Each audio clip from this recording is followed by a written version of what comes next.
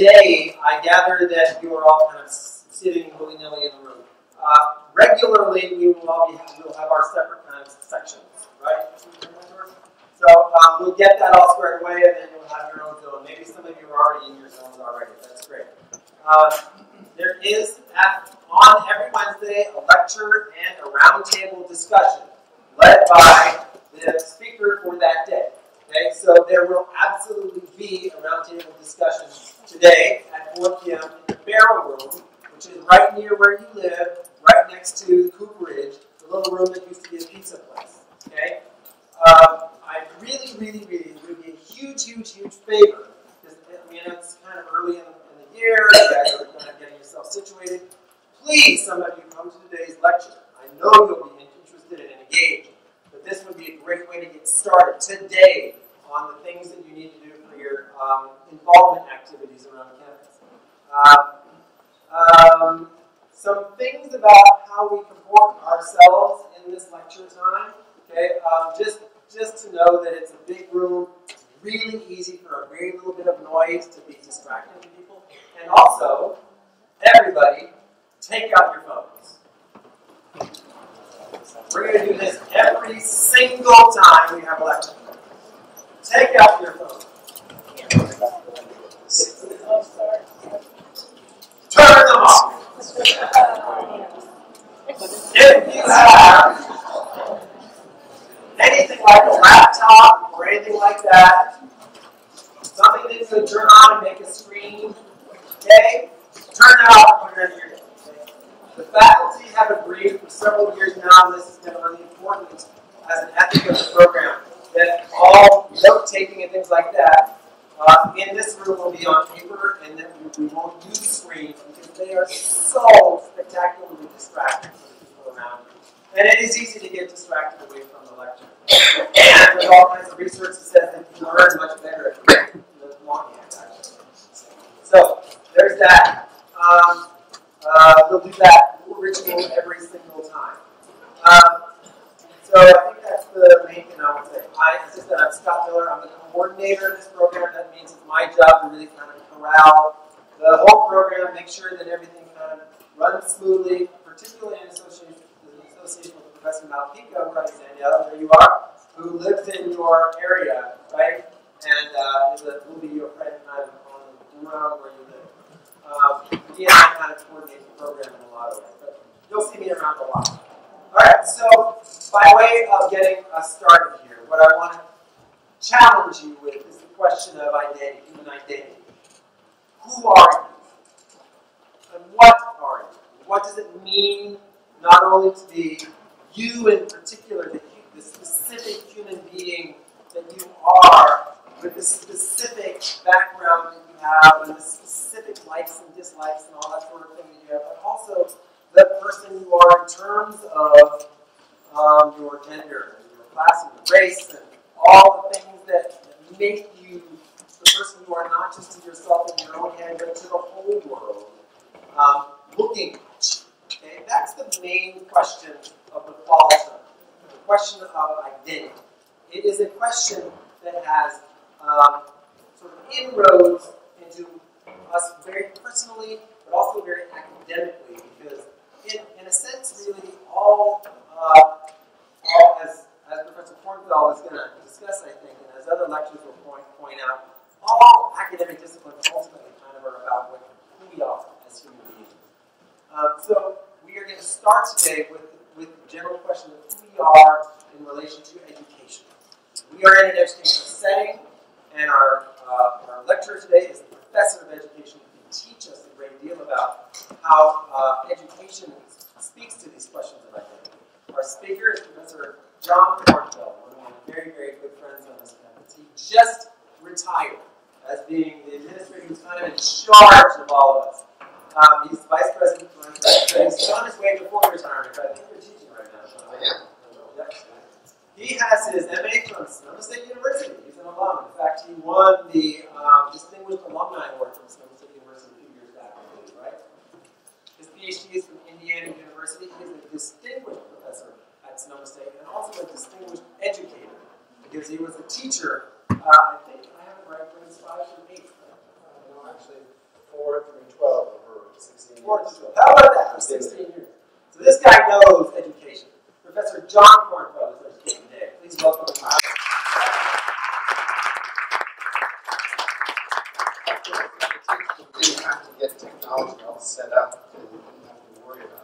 so we've had a few glitches, but hopefully it'll all work out. How many of you are on nuclear? Wow. So you've seen me before. You've heard some things that I've had to say in orientation. I was the guy who told you the story of my son who was the musician. Yeah, okay, you don't remember. I'll tell it again, just after class or at the round table tonight.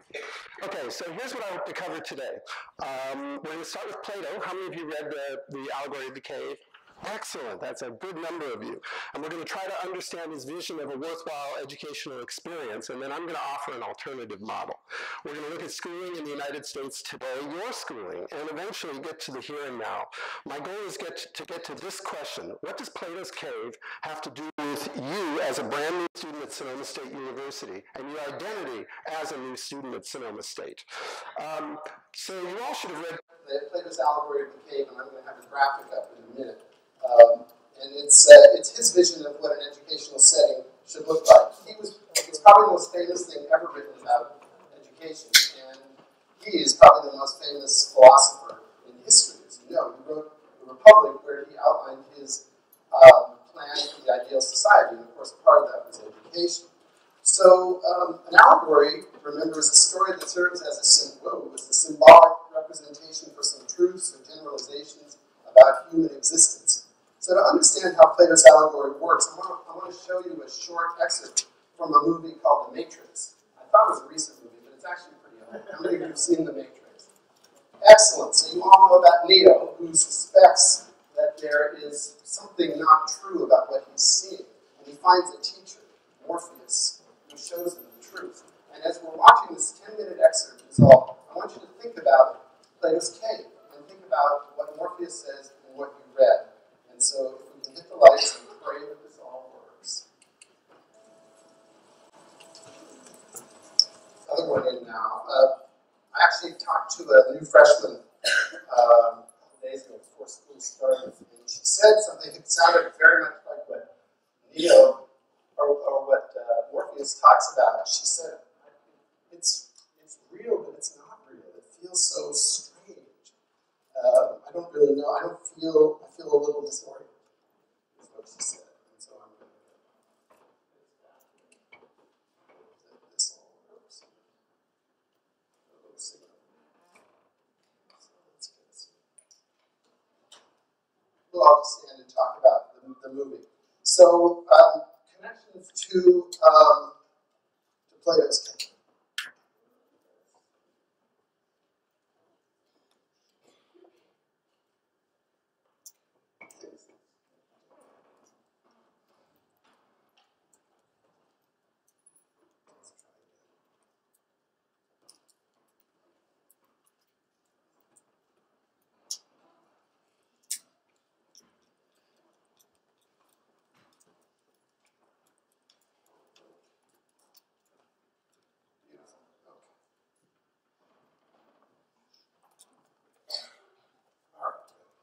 So let's move to Plato's Cave, and let's make some connections here. So that's a graphic that I got off of the internet. So in Plato's Cave, the learners are those prisoners that you see shackled to the wall on the bottom right. They have no idea what's real. They think that what they're looking at, that what their senses tell them, is the real world. But what they see and what they hear are just shadows and echoes created by people behind them who are moving around in the lamplight, nothing more. Our senses fool us rather than revealing the truth. What does Morpheus say? You are a slave born into a prison for your mind. Now the teacher's job is to return to the cave, because the teacher's been out of the cave, unshackle the prisoners, turn them around, turn the mind around, as Plato says, and show them how they've been fooled. Then you take them up to the sunlight. How does Morpheus put it? He says, you have to see it for yourself. Now this kind of transformation is not like when you're in a math class and you figure out how to do a hard math problem. I mean, that's a really good feeling, but it's bigger, it's deeper. The knowledge that you gain rocks your whole way of thinking, changes your worldview. So a few things to keep in mind about Plato's vision. First of all, it assumes that there is such a thing as truth. Not just information, but something much more profound than mere facts. Not just things that you see, but things that you understand. Truth is an understanding of the good, of what's real, of what's right and wrong, about how to live your life. It may not be easy to ascertain, but it's there waiting for you to discover it or to have it pointed out by a teacher. Secondly, looking into the sunlight, like taking the red pill, doesn't magically teach you the truth. It allows the learner the opportunity to open his or her eyes and ears and mind to seek the truth. And that can be painful. Think about what it's like when you're in the dark and you come out into bright sunlight. It hurts your eyes. Just as if you know the movie, this is just the beginning for Neo. The truth is really tough for him. There's a saying by Rumi, who was a 13th century Persian poet, who said, you need to become ignorant of what you've been taught. You need to be bewildered. That can happen sometimes when your world is opened up. Next, and this is important, Plato did not expect every teacher's pupil to achieve this level of understanding. It's not a case of no child left behind, which you've all heard of. Plato viewed education as a process of weeding out the less capable students and just teaching the best and the brightest. In his world, the best became the guardians of society. They were the philosophers and the kings. And finally, and this is where I'm getting, as the allegory implies, it's up to the teacher to show the students the truth. The teacher has the knowledge and transmits it or illuminates it for the student. The student is essentially passive. Obviously, though, the student, like Neo, has to want to learn the truth.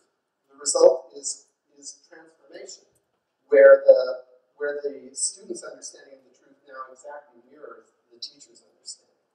Now, how did Plato envision the teacher showing the students the truth?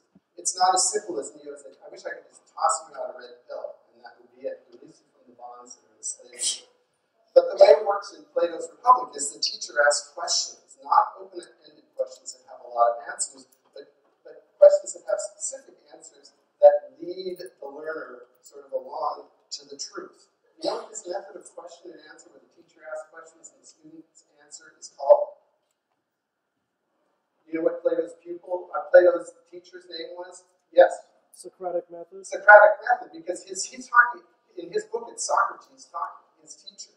And that's really what the Republic is. It's question and answer. It's an example of a teacher slowly but surely leading his students, orienting his students to the light.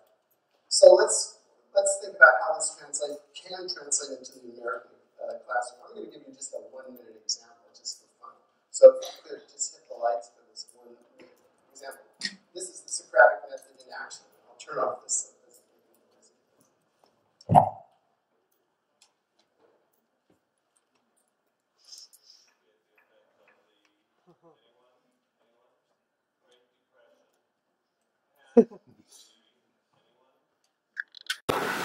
The tariff bill, the Hawley-Smoot Tariff Act, which anyone raised or lowered, raised tariffs in an effort to collect more revenue for the federal government.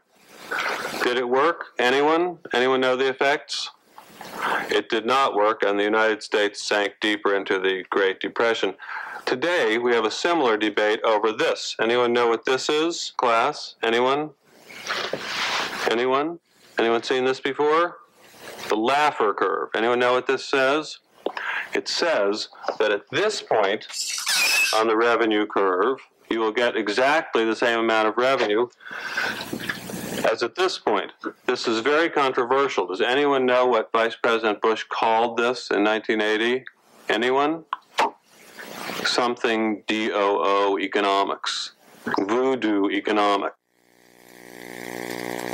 Are you familiar with that one? That's even older.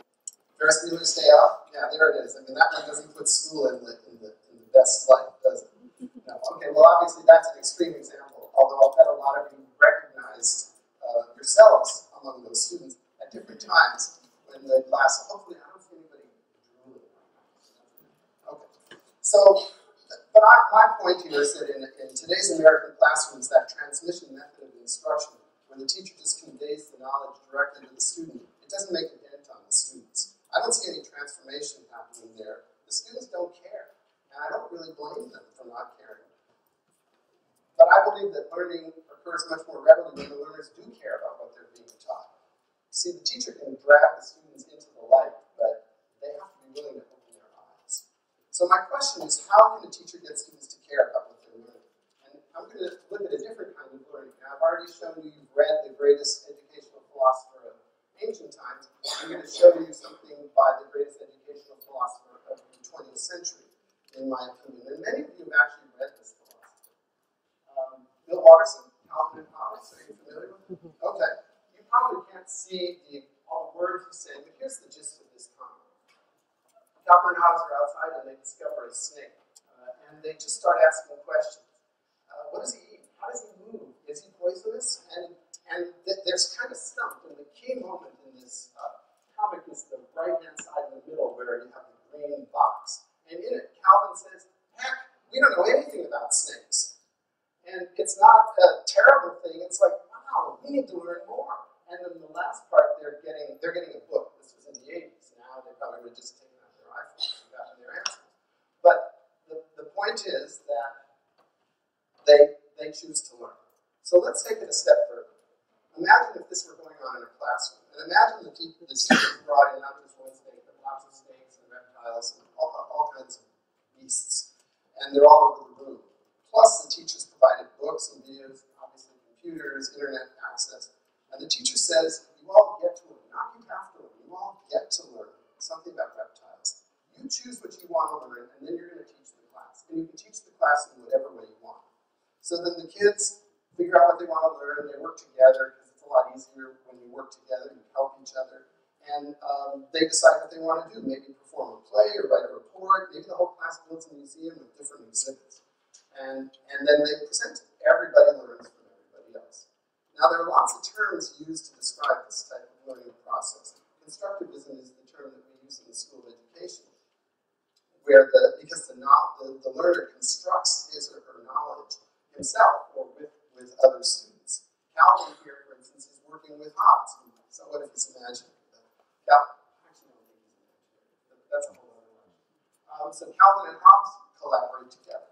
Now, there are two educational theorists from way back who called it transaction, and I'm going to use that as transmission and transaction. Now, notice how with transaction, the arrows move in both directions. The learning experience can begin with the teacher showing or teaching something that interests the students, or it can begin with the students choosing to learn. And either way, the students are engaged. They want to learn. They want to contribute to the production of knowledge. The change in color shows that the student and the knowledge are evolving together, influencing each other. Blue and yellow are becoming green.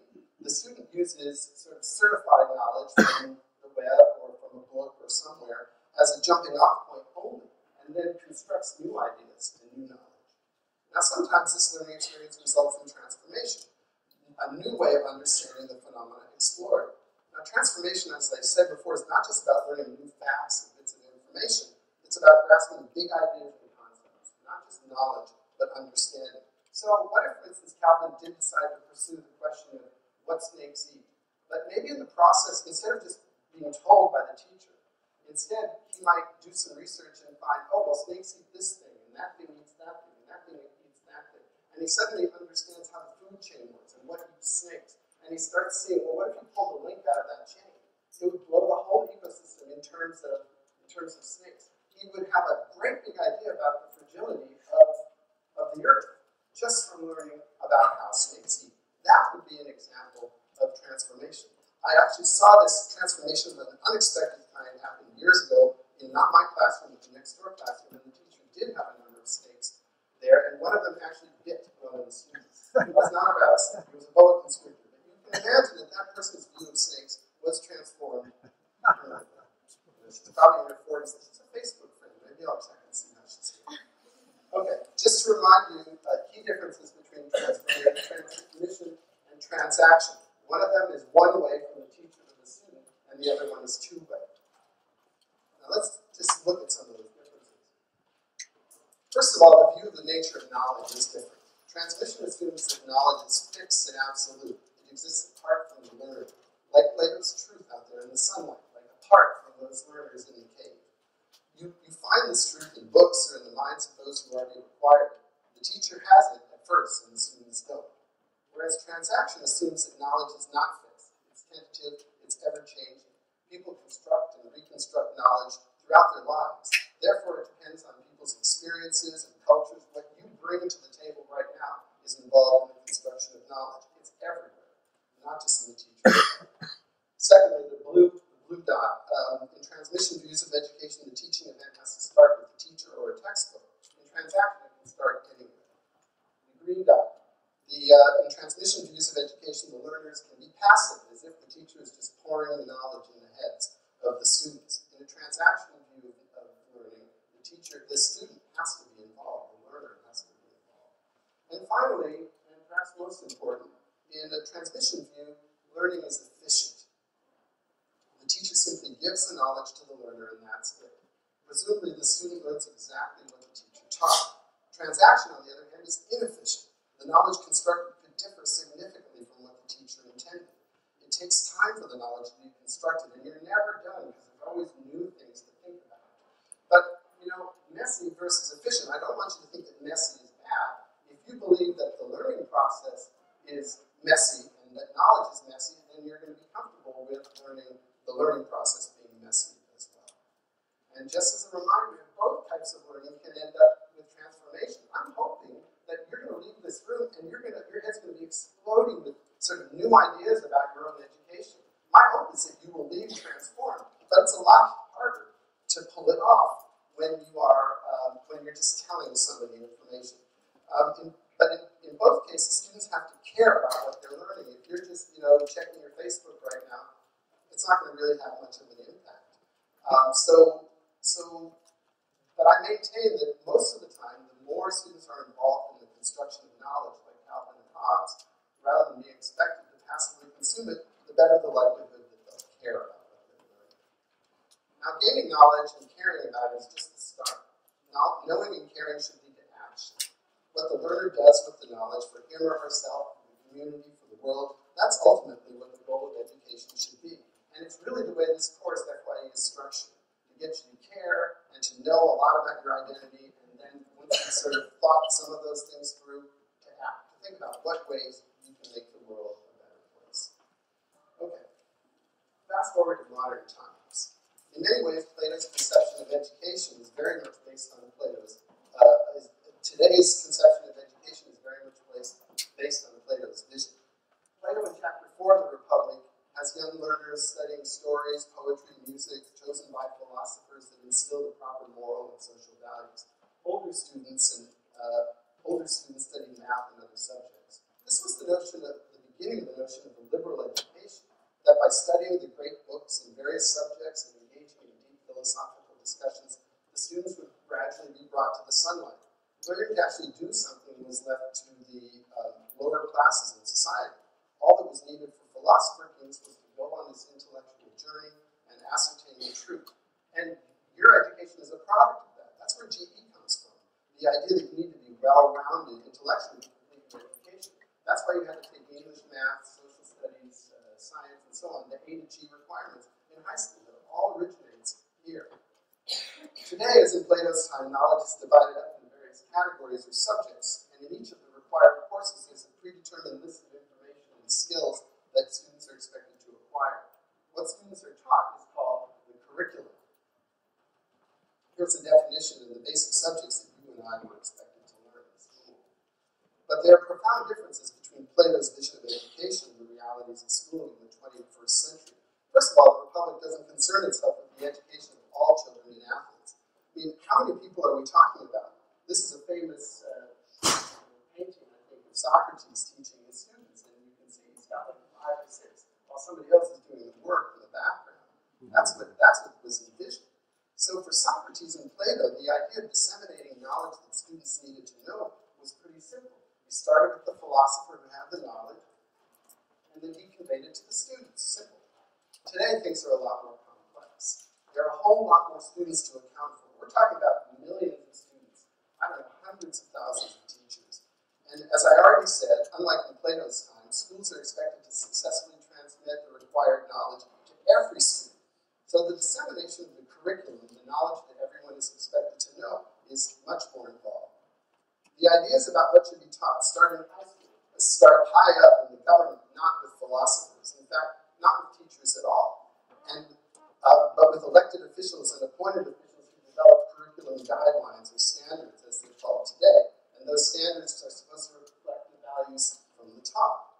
These guidelines pass through a series of bureaucratic levels, becoming ever more specific until they reach the teacher and the student, who are at the bottom of the food chain, speaking of food chains, where the educational experience is supposed to directly reflect the ideas that came down from the top. And to make sure this is happening, I'm sure you've all taken these, students are supposed to take standardized tests that are evaluated somewhere near the top. And now with the Common Core, it's actually moved beyond the state government, and now the federal government has standards that are trickling down to the states. So what impact does all this have on schools? On the schools that you and I attended? This is the kind of thing that I like to study, and in the time remaining, we can only touch on a few issues. The main thing to consider is what is required of any institution that has to process huge numbers of people. So let me draw my own analogy, not quite as good as Plato's, but let's see how it works. Imagine a craftsperson who makes violins. Each one is made from start to finish, each piece carefully fitted together, each is unique. Each takes a long time to make, but in the end, it's beautiful and makes an incredible sound. But what if you needed to mass produce the violins, millions of violins? You'd develop a method to produce them.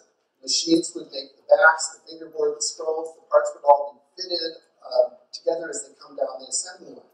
You wouldn't have a great product, but it would work, and it would be done efficiently. There's no room for messiness when you need to make millions of violins. You see where I'm going? That was the challenge 100 years ago that educators faced. As schools were growing, the immigrant population was booming, country people were moving into the cities to work in the factories. For educators, the question was this: how can we keep the kids off the street? How can we make sure they learn to read and write? And especially, how can we make sure that they learn American values? With the incredible success of the Industrial Revolution, the solution was obvious: model the schools on factories. This was cutting-edge thinking. It's called scientific curriculum making. And Franklin Bobbitt invented it in the 1920s, and a few others as well. The student entering kindergarten is the raw material. The student completing school is the finished product. All you have to do is figure out what the end product needs to know, divide the knowledge into its constituent parts, and move the student along that assembly line. That's where the idea of switching classes came from, of bells dividing up the day. That didn't happen before then. You're the product of that. And schools were even built. If you ever went to school back east where the schools are older, they were built to look like factories because it was an homage to this incredible success in the Industrial Revolution.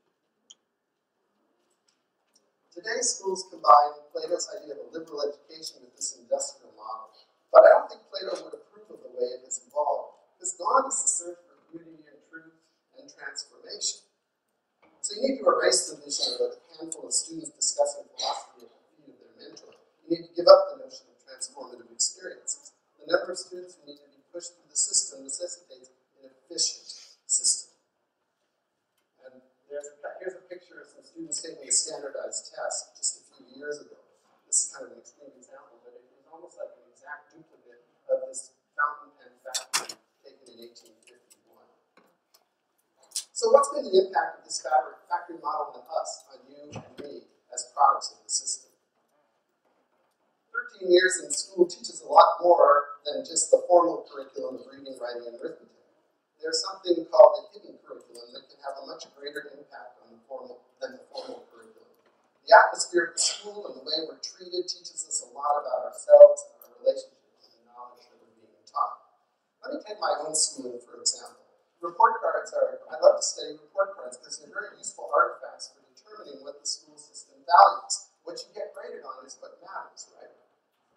So here is my report card from kindergarten, 57 years ago. Do the math. Look what I was graded on. What does this tell you about what was expected of me? Can you read it? All right, contributes to conversation, works and plays. I want you to know, by the way, that S is the highest grade. So I was good on most everything except for keeping hands on myself. Right? So what did I learn in kindergarten about what I needed to know to be successful in school? Be quiet unless spoken to. I mean, please say that there, but I'm talking about the hidden curriculum. Be quiet unless spoken to. Sit still until released. Do what you're told. Line up, follow directions. Everything has a place, like puppies and so on. Raise your hand to go to the bathroom. Well, that was actually maybe the official curriculum because the teacher told us that directly. What was the hidden curriculum?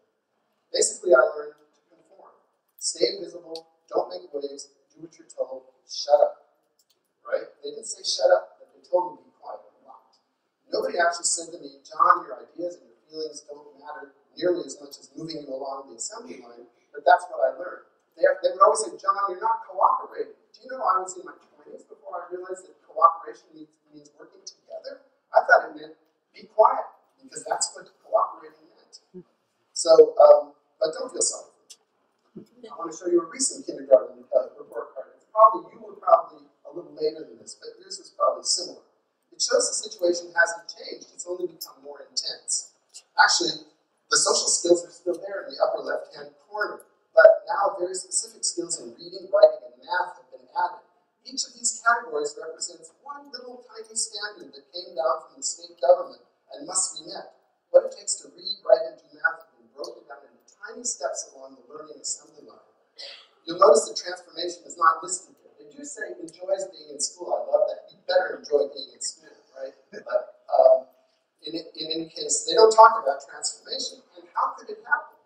But again, the hidden curriculum is teaching students to be passive, to conform. Knowledge originates with the teacher. In fact, transformation would be undesirable. It causes discontent. It's stressful. As Rumi said, it's bewildering. That's dangerous to the efficient functioning of an institution. And just to sort of round it out, here's high school. This is not mine. Does anybody know what this is? It's a referral, yes.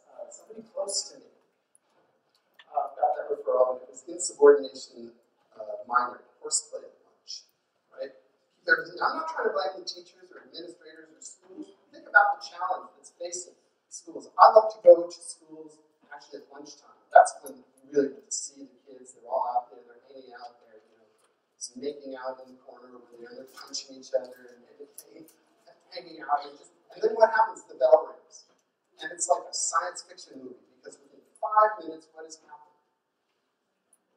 Now, I'm alone in that courtyard now, and they have all just gone off, almost like robots, right? But I'm not criticizing you or me, because what would happen if students could do whatever they wanted? You'd have total chaos. If you're going to have huge schools, you've got to condition everyone to move when they need to move, go where they need to go. Think about what it took to train those high school students, to train you and to train me to respond to those bells. Even though you don't want to go into that class necessarily, you go. And that training began in kindergartens like yours or mine. And the conformity is not just in terms of behavior, it's academic as well. Colleges expect certain subjects to be learned, standardized tests require that specific knowledge be taught. If students don't score high enough, the school will be punished by the state and the federal government. Funding will be withheld. Independent agencies will come in to fix the school. And if a school continues to lag behind, so-called, eventually the school could be closed or taken over. So the schools really have no choice. So what's the result? Well, again, back to Calvin and Hobbes. At the very end, he says, tough day at school, but you see, he's a zombie, and he's parroting, and he's getting knowledge put into his head, and he's squeaking on the wheel, right? And really, that's what I actually like to study, is the effect of how education affects students. And I know what's going on in some of your heads right now. Not everyone hates school like Calvin, and I know I didn't hate it. I loved it, really. And every day when I go to school still, I see teachers everywhere who, in spite of standardization of curriculum, 150 students a day, they close their doors, but they foster a learning environment that is humane and engaging in transformation. And anyway, a lot of you are probably thinking right now, what does this have to do with me? That's yesterday. That's last year. I'm in college. I'm not in high school. I finished my K-12 education. But it's possible that hidden curriculum has had a greater impact on you and on me than we realize. Sitting here in this room, you're survivors of the system. Not only did you survive it, you mastered it. We all did. We learned to negotiate it and even to flourish within it. If we hadn't, you wouldn't have graduated. You wouldn't be here today. You learned to do what you were told. You learned to demonstrate what you know. And you learn that knowledge is a commodity, something that you trade for good grades, for a diploma, for college, for a good job. But for many of us, seeking transformation through the pursuit of knowledge may be something that we forgot a long time ago, sometime in elementary school. In the 21st century, to know is no longer followed by to care and to act. Public universities like this one have some of the same downsides as public schools. Even in a small place like Sonoma State University, thousands of students need to be processed through the system. GE requirements need to be met. Is this familiar to you? The GE pattern. It's kind of based on Plato, but you've got to meet those, right? And you've got to keep your grade point average. There are some wonderful tools, right? like the ARR, I've shown it to a lot of you. It shows you exactly what you need to do, but guess what? They are like those little spots on the assembly line, because as soon as all those, how many of you are familiar with the ARR? Well, by the end of this year, you will all be familiar, because it shows you red light, you need to meet that requirement. Yellow light, you're in the midst of meeting it. Green light, you've met it. Once all the lights turn green, you graduate. And it's a wonderful tool, but guess what the hidden message is? Just check off the boxes along the assembly line. So it's easy to forget the major purposes of education are not just to check off all the boxes, and not just to get a good job, although obviously that's important, but also to bewilder you, to shape your foundations, change your worldview, challenge you to consider new ideas, new ways to think, and to decide what to do with the knowledge that you attain. In other words, to know, to care, and to act. So I want to wrap it up. I think that Plato got it right with the allegory of the cave, and that education should be transformational. It should just shock you in many ways. But he left something out. For learning to be meaningful, you, the learner, have to take charge of your education. So some of you already, like Neo, have taken the red pill. Like the student I was talking to 2 days ago who really was bewildered. She's already leaped down the rabbit hole. And as Rumi described it, being bewildered is part of what you need to do. As you negotiate new worlds that you're encountering in your studies here. Others of you may not be so sure at this moment, but I'm hoping that many of you, that most of you sitting in here, would like to take this leap into the unknown, but aren't quite sure how to do it. Well, here are a few things you can do while you're here at Sonoma State. We can talk more about this at the round table and also in your seminars. Let's start with number one. Find something that you're passionate about learning and pursue it. One way to do this might be to open your mind. It's more just to open your mind. About topics addressed here in University 150. You're going to hear from many scholars who will share their intellectual passions. If a lecture by a particular professor fascinates you, talk to that person. Find out what courses that person teaches. Take courses from that person, even if they don't fill out the box. It's worth it. And like Calvin, ask questions if you don't understand. Not understanding something is not a bad thing. It's the entryway to transformation. Second, seek professors who will challenge you to construct new meanings with the knowledge that they want to share. How many of you know about ratemyprofessor.com? You all do. Well, you know that one of the criteria is easiness factor, right? Don't go for the easy factor. Go for the tough factor if everything else is positive, right? You want somebody who's going to inspire you. Somebody like Morpheus who's really going to work with you. Use the Neo. And so that you will, after that course, want to change the world. Look how hard Neo has to work in order to become the one. It takes work and intellectual risk to pursue matters that are important to you. Thirdly, remember that there's more to your education than the ARR. It's very easy to forget. There are wonderful tools. There are more that are coming online. I've had a hand in bringing them to Sonoma State. They're great. But just remember, there's a hidden curriculum there that everything is just boxes. Ignore that and remember that there's more to your education than that. Fourthly, seek like-minded students like yourself who are as committed to transformation as you are. Registering for FYE was a great first step. Now, finally, perhaps most important, I'm out of education, a shameless plug for my profession. Consider becoming a teacher. We need Morpheuses, more of them out there who are going to challenge the system and their students to transfer the work to transform the world. This is your big chance. I'm just going to say this, I know you may not have heard it exactly like this. Being 18 years old and a freshman in college, you actually have one shot to do this at this time in your life. So you want to make the most of it. And how do you make the most of it? In each hand I've got a pill, a red pill and a blue pill. I hope that each one of you will choose the red pill. Thank you very much.